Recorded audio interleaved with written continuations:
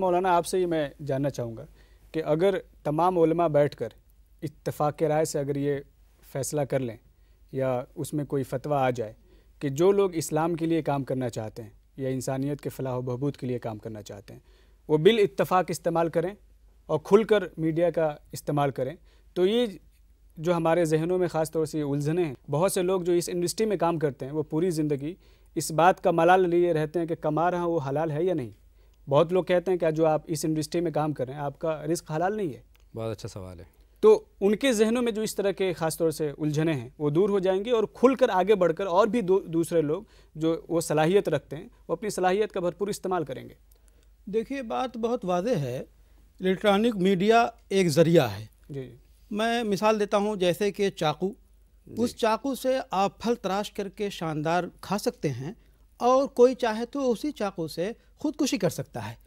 تو الیکٹرانک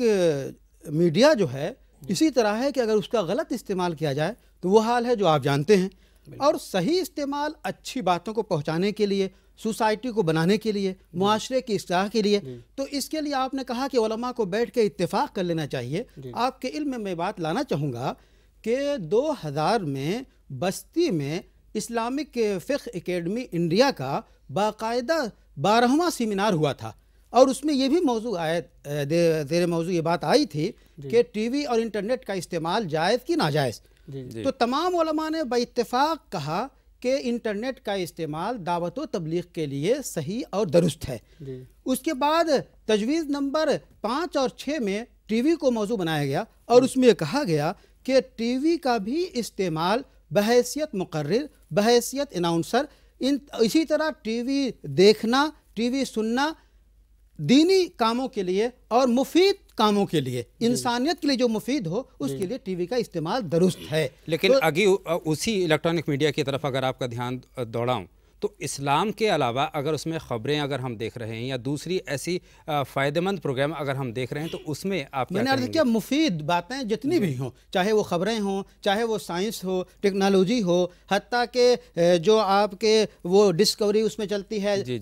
حیوانات کے بارے میں، یہ یعنی جو کون دنیا اور آخرت کے بارے میں جو ایسی چیزیں جو مضر نہیں ہے اور جس کے اندر عریانیت، ننگاپن، انسانیت تو نقصان نہیں ہے، انسان کی سوسائٹی کے لیے مفید چیزیں ہیں، ان سب کا دکھانا اور دیکھنا جائز ہے، یہ باقاعدہ فیصلہ ہے۔ لیکن یاد رہے اس میں ایک فنی چیز آتی ہے۔ علماء کے 2 یا 3 عالموں نے اختلاف کیا تھا کہ ایک نشر ہے براہ راست اور ایک نشر ہے پہلے سے ویڈیو بنا کر۔ تو کچھ لوگوں نے کہا کہ براہ راست اگر نشر کیا جاتا ہے تو وہ جائز ہے، اور مولانا برہان الدین جو ندوۃ العلماء لکھنؤ کے بڑے استاد اور شیخ التفسیر ہیں، ان کی رائے یہ تھی کہ اگر ویڈیو بنا کے کیا جائے تو جائز نہیں ہے۔ لیکن میں نے اس میں ذرا سا جو ہے فرق کیا ہے،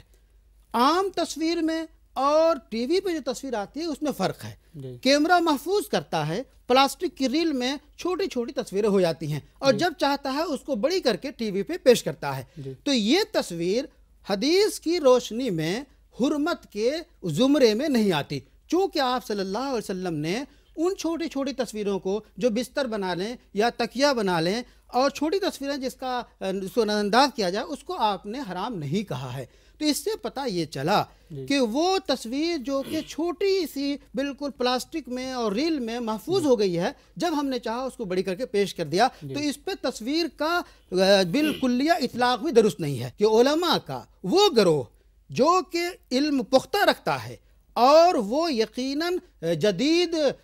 معاشرے سے واقف ہے، وہ یہ رائے رکھتا ہے اور فیصلہ کرتا ہے، چاہے فقہ اکیڈمی انڈیا ہو، چاہے فقہ اکیڈمی جدہ، فقہ اکیڈمی مکہ، فقہ اکیڈمی کیرو ازہر ہو، یہ تمام کے علماء اور فقہاء کرام اس بات سے متفق ہیں کہ جدید ذرائع کو اسلام کی تبلیغ کے لیے اور اچھی باتیں پہنچانے کے لیے بغیر کسی شبہ کے استعمال کیا جا سکتا ہے۔